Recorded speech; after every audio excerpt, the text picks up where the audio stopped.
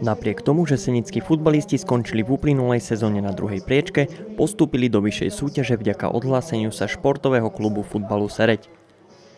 Úvodný zápas 5. ligy Severozápad odohrali na trávniku ZFC 1939 Trenčín, kde po dvoch presných zásahoch Tulpíka prehrali 2-1. Za Seničanov sa presadil Reľovský. Prvý domáci zápas bol na programe 15. augusta, keď do Senice pricestoval trenčiansky futbalový klub Opatová. Skóre zápasu otvoril v 14. minúte Peter Kos, keď z uhla prepálil brankára Škultétyho. V 37. minúte z rohu 16 poslal strelu k vzdialenejšej žrdi Hric. Na tú brankár dočiahol, no na dorážku Reľovského už nestačil a Seničania sa tak dostali do dvojgólového vedenia. Krátko po zmene strán bol v pokutovom území faulovaný Kos. Na biely bod si loptu postavil Reľovský a bez zaváhania vymietol pravý horný roh Škultétyho brány. Svojím druhým gólom zvýšil vedenie domácich na 3-0.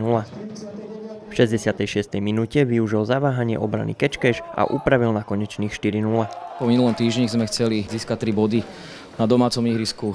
Robili sme všetko preto, chalanom sme povedali, že budeme hrať vyššie, budeme ich napádať, budeme presovať supera, aby nás nedostával pod tlak, čo sa nám aj darilo od začiatku.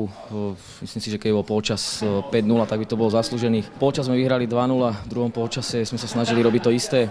Pridali sme ďalšie 2 pekné góly. Zápas sme mali vlastne v našej réžii. Super si vypracoval možno, že jednu šancu z rohového kopu, druhý polčas. Chalanov chválim, robili, čo mali a na ten futbal sa dalo pozerať a pokračujeme ďalej.